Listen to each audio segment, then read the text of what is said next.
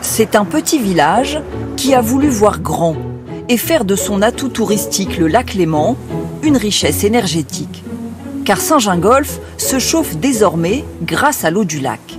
C'est l'équipe municipale qui a eu cette idée il y a 4 ans, quand il a fallu refaire la salle des fêtes. On avait l'eau du lac qui était à côté et on s'est dit bon, on va chauffer la salle des fêtes.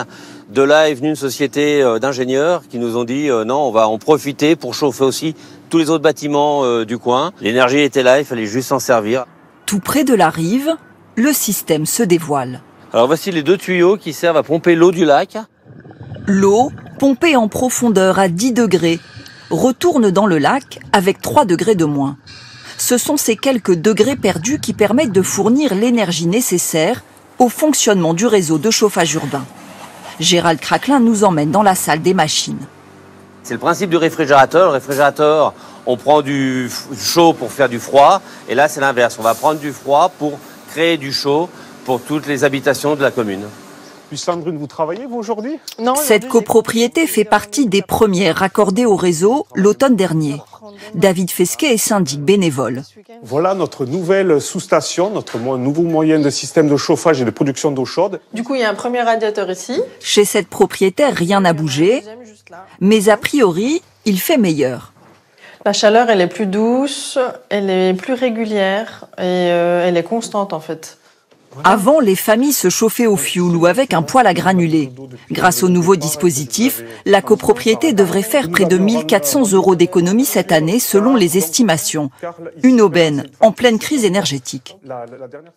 Sans le nouveau système, nous aurions payé approximativement 4 900 €, alors que nous allons payer uniquement que 3 500 €. Donc c'est vrai que c'est une différence qui est quand même très conséquente et non négligeable sur le budget d'une copropriété.